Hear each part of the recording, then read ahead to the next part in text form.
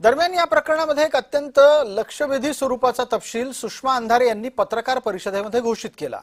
अंधारे म्हणतायत की अनामिका पूजा करण्यात आली आणि त्यासाठी रुपाली चाकणकर यांच्या बोटाला जखम झालेली होती। ही जखम अनेक दिवस भरली गेली नव्हती आणि म्हणून सुषमा अंधारे यांच्या दाव्यानुसार रुपाली चाकणकर यांनी त्या बोटाला बरेच दिवस बँडेज म्हणजेच पट्टी लावून ठेवलेली होती। यामुळे प्रश्न उपस्थित राहतो की रुपाली चाकणकर यांच्या या अनामिकेला म्हणजेच त्या बोटाला झालं काय होतं। सुषमा अंधारेंचा दावा ऐकूया। या फोटोवरून आम्ही त्यांचे घरातलशी असणारे कौटुंबिक संबंध काय आहेत काय नाही ते त्या सांगतील। आम्हाला त्याच्यातही जायचं नाही, मला त्याच्यावरही जायचं नाही। मला एका वेगळ्या गोष्टीकडे जायचंय की एका पीडितेने सांगितलं की चाकणकर स्वतः तंत्रमंत्र विद्या करत होत्या।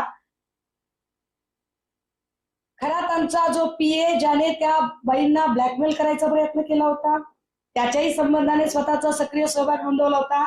1 वर्षापासून हे सगळं चाललं होतं। पोलिसांनी 10 दिवसाचा सर्व्हेलन्स लावला होता। आता जर एवढा सगळा सक्रिय सहभाग जर चाकणकरांचा तिथे दिसत असेल तर या पत्रकार परिषदेच्या माध्यमातून माझी पहिली मागणी असेल की चाकणकर यांना तातडीने अटक केली पाहिजे।